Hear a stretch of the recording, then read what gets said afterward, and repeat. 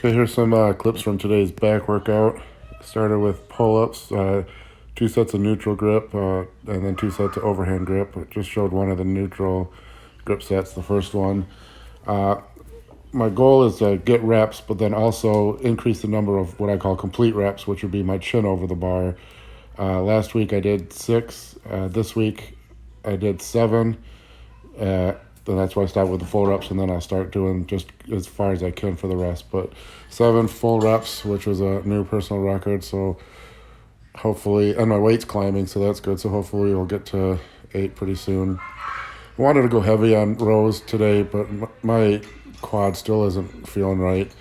So I did my last warm-up set with 315, wanted to jump to 405, but after that 315, I decided I'll just stick with higher reps with 315. So I did sets of 15 here. This is the first one.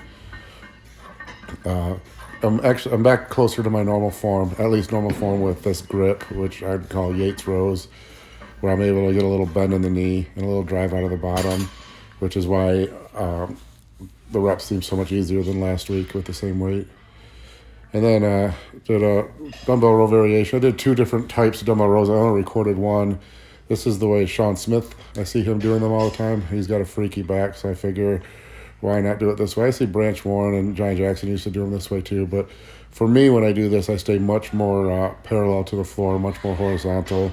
It's a different feel. It kind of hurts my left shoulder. I've got an old injury there, and there's something about being this bent over that kind of tweaks it. So I don't do this all that often, but once in a while, it's fun to bring it in.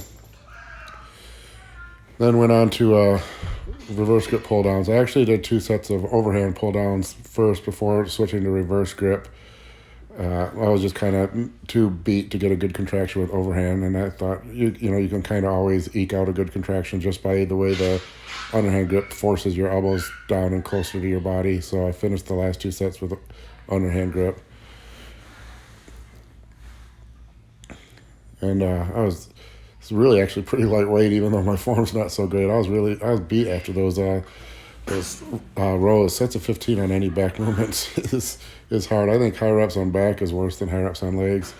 What I'm doing here now is just kind of getting a stretch in the lats. I don't do a lot of deep, hard stretching after sets, but if I do for one body part, it's usually back that I do it the most. And I don't do like long 60-second or 90-second pulls like I used to, but just try to, while there's blood in the muscle and it's pumped up, get a hard stretch just for a little bit.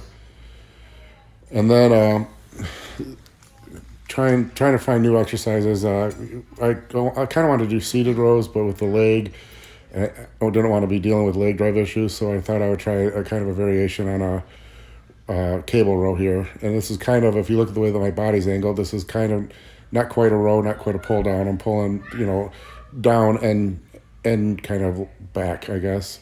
But it actually gave me a really good contraction in my lats. The way I could lean on that handle there, you wouldn't be able to do that on every cable crossover unless I had a handle that jutted out like that. But I think I'll add this into my rotation. I liked it.